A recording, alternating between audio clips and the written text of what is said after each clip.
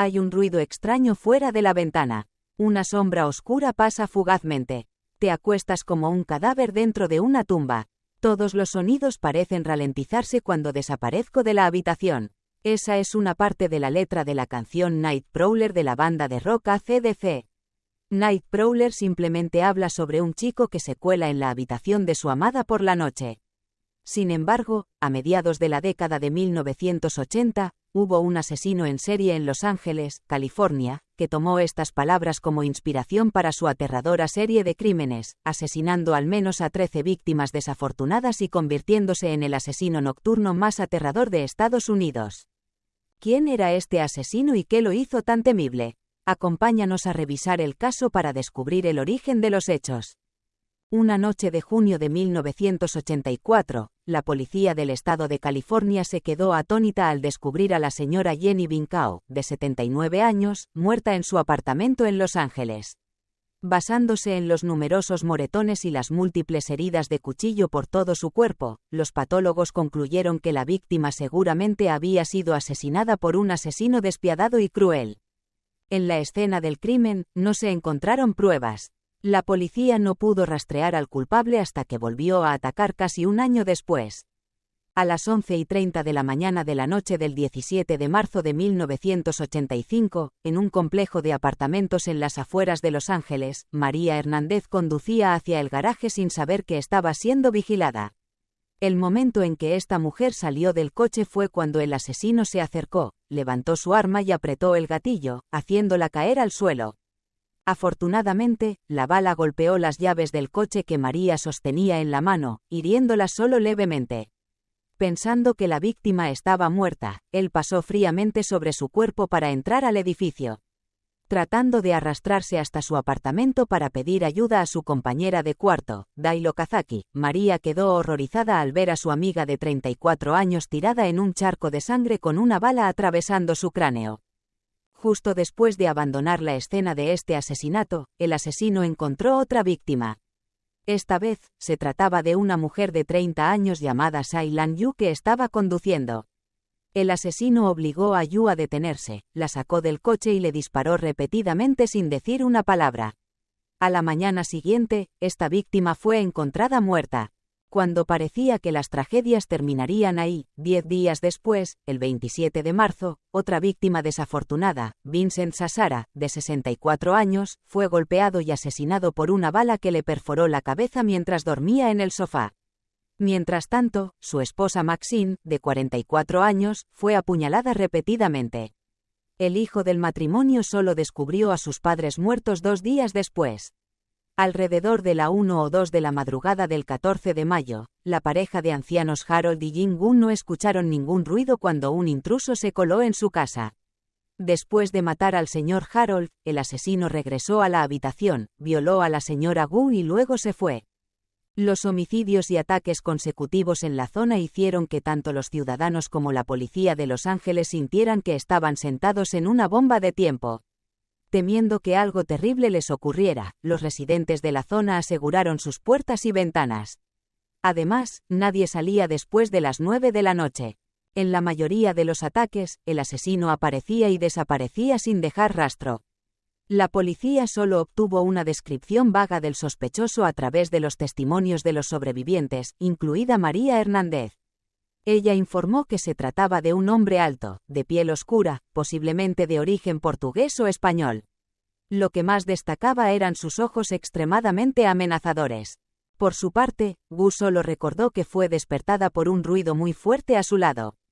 Cuando abrió los ojos, lo primero que vio fue una figura con una pistola en la mano de pie junto a la cama. Su marido, que yacía a su lado, solo podía gemir tras haber recibido un disparo en la cabeza. El asesino extendió su mano grande para agarrarla, la golpeó y le exigió dinero. Luego, él revolvió la casa, iluminando con una linterna cada cajón y compartimento en busca de dinero. Aterrorizada, ella no pudo recordar nada más que los últimos suspiros de su esposo moribundo, el sonido de los objetos siendo registrados y las maldiciones del asesino al no encontrar nada de valor. En la escena del crimen donde fueron asesinados Vincent Sassara y su esposa, los investigadores encontraron una huella de zapato cerca, específicamente de un par de tenis Reebok talla 11. Aunque nadie presenció directamente lo ocurrido, la policía logró reconstruir el modo de operar del asesino. En ese momento, solo había dos preguntas que los inquietaban: ¿fueron todas esas muertes causadas por un solo asesino? Y si es así, ¿cuál era su propósito al cometer tales actos atroces?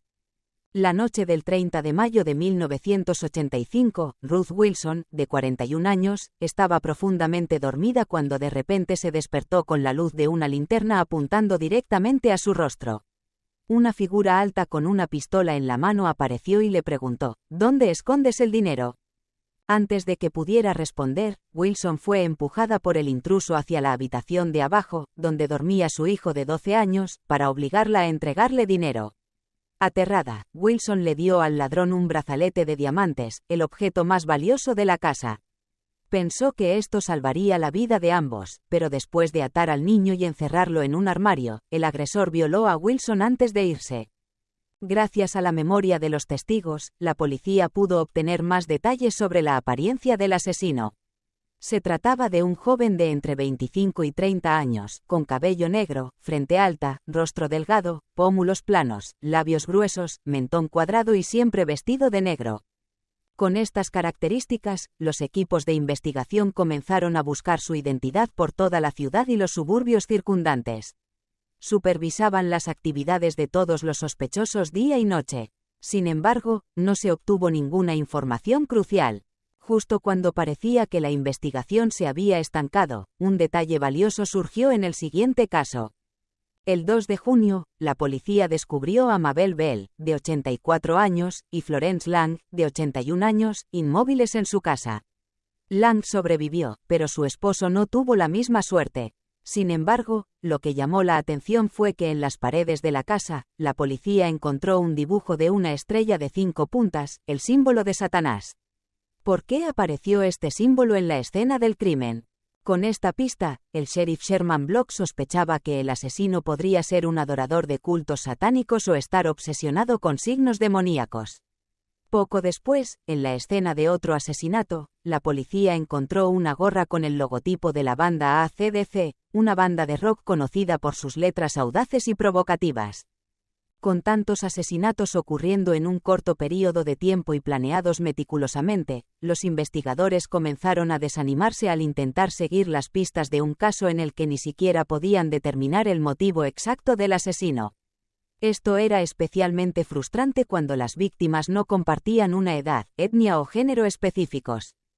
En las semanas siguientes, los habitantes de Los Ángeles continuaron viviendo en un estado de pánico extremo mientras el número de víctimas seguía aumentando. Después de cada asesinato, el asesino dejaba un símbolo demoníaco en la pared, como si estuviera enviando algún tipo de mensaje. La ola de miedo se extendió por toda la ciudad, afectando todas las actividades diarias. Muchas personas, especialmente aquellas que vivían solas, casi no podían dormir por las noches. ¿Cuándo terminaría esta pesadilla? Con el objetivo de encontrar al asesino lo antes posible, la policía distribuyó folletos con el retrato del sospechoso por todo Los Ángeles. Cualquier persona que mostrara algún indicio de sospecha, por leve que fuera, era reportada a la policía e interrogada de inmediato. Gracias a esto, lograron identificar a numerosos sospechosos. Además de armarse para protegerse en caso de emergencia, los ciudadanos respondieron al asesino manteniendo las luces encendidas durante toda la noche y permaneciendo en constante alerta. Incluso formaron grupos de vigilancia en vecindarios y parques, turnándose para patrullar durante la noche. Aunque la paz comenzó a regresar lentamente a la ciudad, todavía no habían capturado al asesino. Sin embargo, la tranquilidad no duró mucho, ya que la tragedia volvió a golpear. El asesino sabía que si no podía seguir matando en Los Ángeles, aún podría cometer sus crímenes en otro lugar. Y eso fue exactamente lo que hizo. La noche del 17 de abril de 1985, un Pontiac Grand Prix marrón de 1978 se detuvo en las afueras de Lake Merced, en San Francisco. Un hombre salió del coche con una pistola calibre 22 en la mano y se dirigió a una casa de 2 pisos perteneciente a una pareja de ancianos de origen chino. Así, el ciclo de asesinatos del despiadado asesino continuó. A la mañana siguiente, el hijo de la pareja encontró una escena horrible cuando fue a visitar a sus padres.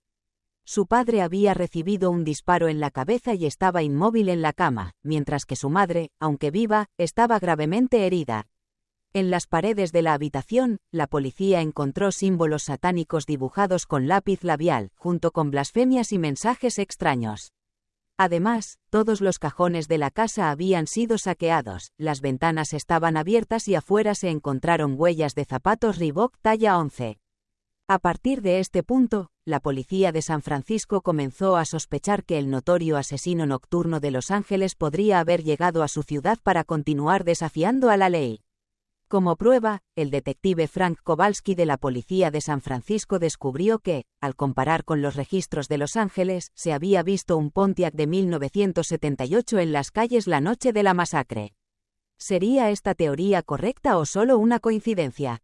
Sospechando que la muerte del matrimonio Pan estaba relacionada con el asesino de la noche, los detectives de San Francisco decidieron enviar la bala encontrada en la cabeza del señor Pan al equipo forense en Los Ángeles.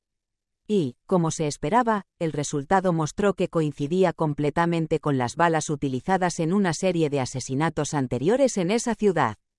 Por supuesto, cuando el asesino de la noche aparece, la serie de crímenes no se detendrá en un solo caso. En la madrugada del 25 de agosto de 1985, cuando William Carnes y su novia Renata Gunther dormían en su casa en Cristana Drive, una figura oscura y alta entró en su habitación. Este no era otro que el asesino de la noche. Después de apuntar su revólver calibre .22 a la cabeza de William y disparar, Renata despertó aterrorizada, sintiendo un peso enorme sobre su cuerpo. El criminal la violó, pero luego le perdonó la vida y desapareció en la oscuridad. El asesino probablemente pensó que había logrado escapar de nuevo, pero esta vez la policía de San Francisco había logrado un avance crucial. Alex Melnikov, propietario de un alojamiento en el distrito de Tenderloin, informó que un joven con una descripción similar a la del asesino había alquilado una habitación varias veces durante más de un año. Pero lo más importante es que esta vez apareció justo en el momento del asesinato de la pareja china. El dueño también informó que el inquilino siempre vestía ropa negra. Además, se encontró el símbolo de una estrella de 5 puntas de Satanás en la puerta de la habitación que había alquilado. En ese mismo momento, 2 residentes del distrito de El Sobrante, en San Francisco, Serafín Arredondo y Donna Myers, proporcionaron a la policía información igualmente valiosa. Dijeron que recientemente había aparecido en su vecindario un hombre llamado Ricky. Lo notable es que este hombre tenía comportamientos extraños y poseía características muy similares a las del retrato hablado del sospechoso elaborado por la policía. Según Ricky, era originario de El Paso, Texas, y solía moverse entre las ciudades de San Francisco y Los Ángeles dentro del estado de California. Este hombre también mostraba un gusto particular por la ropa negra. El 27 de abril de 1986, se encontró un Pontiac Grand Prix rojo oscuro de 1978 en el barrio de Rampart, en Los Ángeles. Los detectives lo vigilaron durante 24 horas y, cuando estuvieron seguros de que el propietario no regresaría, procedieron a revisar el automóvil. Tras la inspección, la policía descubrió que las huellas dactilares encontradas en el vehículo pertenecían a un hombre con antecedentes por hurto menor llamado Ricardo Ramírez. Curiosamente, este hombre tenía muchas similitudes con el retrato hablado del asesino de la noche. No pasó mucho tiempo antes de que los testigos Serafín Arredondo y Donna Myers confirmaran que Ricardo Ramírez y Ricky eran la misma persona. Después de casi 2 años de investigación constante, finalmente la policía había encontrado un nombre considerado el más sospechoso. Ahora, lo que necesitaban hacer era recopilar toda la información posible sobre el sospechoso para concluir si él era el culpable de los crímenes atroces. Pero, ¿quién era Ricardo Ramírez y cómo era realmente?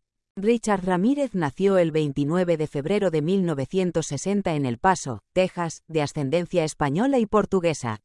La familia de Ramírez era pobre y tenía 7 hijos, siendo él el menor. Aunque la madre de Ramírez hizo todo lo posible por criar a sus hijos de manera decente, todos fueron obedientes, excepto Richard, el hijo menor. Desde pequeño, deambulaba por las calles y se asociaba con pandillas. Sin embargo, en ese momento, aún no se habían formado en él las perturbadoras ideas de asesinato. El punto de inflexión en la vida de Ramírez ocurrió una noche cuando presenció cómo su primo Mike asesinó a su esposa. Mike había sido un boina verde, pero la guerra lo había convertido en una persona completamente diferente, más brutal y aterradora. Después de regresar a casa, Mike hablaba con orgullo de cómo torturaba y mutilaba a sus enemigos. En una ocasión, tras pasar todo el día vagando con Richard, la esposa de Mike comenzó a quejarse de que él necesitaba poner en orden su vida y conseguir un trabajo. Sintiendo que lo habían menospreciado, compró una pistola y le disparó en la cara a su esposa. Después de este incidente, Ramírez dejó la escuela y comenzó a consumir marihuana todos los días en grandes cantidades. También desarrolló el hábito de entrar en casas ajenas para robar y fue enviado varias veces a reformatorios. A medida que crecía, Ramírez se interesó por las artes marciales, la marihuana y el hard rock, un tipo de música fuerte y desenfrenada. Además, descubrió su mayor pasión, realizar rituales de sectas ocultas. De estas, su favorita era la secta que adoraba a Satanás, con sus historias de rituales oscuros y demonios. Ramírez incluso visitaba frecuentemente bibliotecas para leer libros sobre Satanás después de las clases. El 25 de agosto de 1985, Ramírez descendió tranquilamente de un autobús que viajaba desde Phoenix, Arizona, hasta Los Ángeles. No tenía idea de que su imagen y nombre ya habían sido difundidos por todos los medios de comunicación en los Estados Unidos. Ramírez tomó el siguiente autobús hacia el este de la ciudad, una zona con una gran población hispana. Al entrar en un restaurante en Towne Avenue y pedir una copa de licor, se sorprendió al ver su foto en la portada de un periódico. Al darse cuenta de la gravedad de la situación, salió rápidamente del local para intentar escapar, pero los presentes lo reconocieron de inmediato y comenzaron a gritar: «¡Atrapen al asesino!». Al llegar a la calle Hubbard, Ramírez fue interceptado por un grupo de 4 jóvenes que, en solo 20 segundos, lograron derribarlo. Poco después, la policía llegó al lugar y lo detuvo. En uno de los juicios más notorios en la historia del estado de California, Richard Ramírez fue condenado por todos los cargos presentados en su contra, incluyendo 13 asesinatos, 5 intentos de asesinato, 11 agresiones sexuales y 14 robos. Durante todo el proceso judicial, Richard no solo no mostró arrepentimiento, sino que también manifestó en varias ocasiones su adoración por el satanismo. El asesino de la noche fue condenado a muerte y encarcelado en la prisión de San Quentin en espera de su ejecución. Sin embargo, debido a que había 50.000 páginas de registros judiciales, la Corte de Apelaciones tardó años en revisar la apelación de Ramírez, lo que retrasó la ejecución hasta 2006. En la primera ronda de apelaciones en 2006, la Corte de Apelaciones mantuvo el veredicto y la sentencia original contra Ramírez. No obstante, su abogado presentó una nueva apelación, lo que pospuso la ejecución otros 7 años. Finalmente, aunque la sentencia de muerte nunca se llevó a cabo, fue un cáncer de linfoma de células B el que acabó con la vida de Richard Ramírez.